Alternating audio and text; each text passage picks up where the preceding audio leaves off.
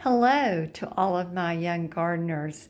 This is Susu, and I'm in the kitchen. I've been out in the garden collecting the first fruits off of the tomato plants. And as you can see, I have been taste testing. I wanted to share with you tonight the different colors, sizes, textures, and flavors of the tomatoes that I've been growing and we've been talking about. First, I'd like to start with Super Sweet 100.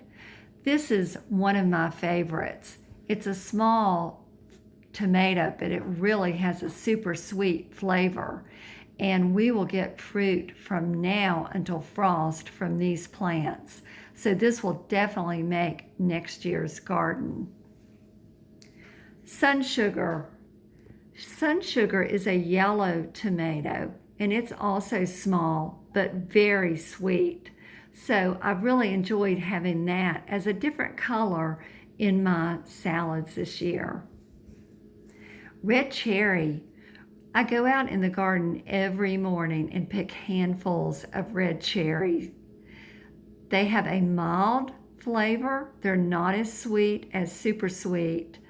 And the only disadvantage that I can find is they get these water spots on them. If you leave them on the vine too long, or if you bring them in and let them sit for several days, they will develop these spots. So that is one disadvantage. So you have to eat those up quickly. Cherokee Purple. Cherokee Purple is an heirloom tomato. It's a very old tomato that's been around for many generations.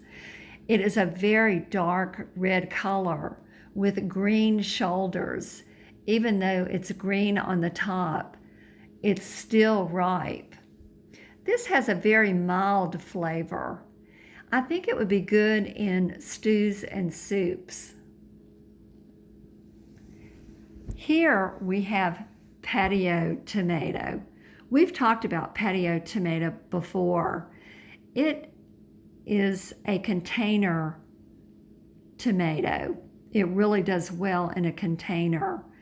But I've planted it in the garden, and as you can see, it has a very hard, corky look right here. The fruit is misshapen. And they just don't look good. These are the first two that I've gotten off of the tomato vine. But what is surprising is the flavor is excellent. It is very sweet and tangy and just like an old-fashioned tomato.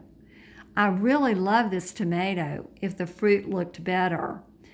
The ones that are left on the tomato vine are a much better shape, and they don't have this hard, corky texture on the outside of the tomatoes. Here we have Supersteak.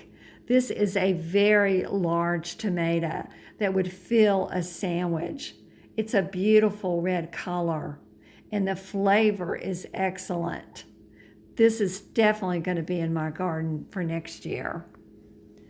German Johnson. This is a tomato that was pink when it started out in the garden, and then it turned a nice light red color. This has a mild flavor as well, but very good. This is also an heirloom tomato that has been carried over for many years. Big beef. We've talked about big beef before. It has a pointy shape tomato on most of them. It has a lot of meat in the center of the tomato. It also has a mild flavor. If you don't like anything real acidic and sharp, this would be a good tomato for you. Here we have Old German. This is also an heirloom tomato. This has a great flavor. It's a yellow color. You can see the locules around the edge of the tomato. Can you say that? Locules? A locule is where the seeds are held. And it also has a lot of the liquid that makes a tomato juicy. I love a juicy tomato. So as you can see, we have lots of sizes and colors and textures and flavors in our garden this year. And many of these will make the garden again for next year. So we will enjoy this summer eating our tomatoes. There you have it from Susu's Garden. Over and out. Love you.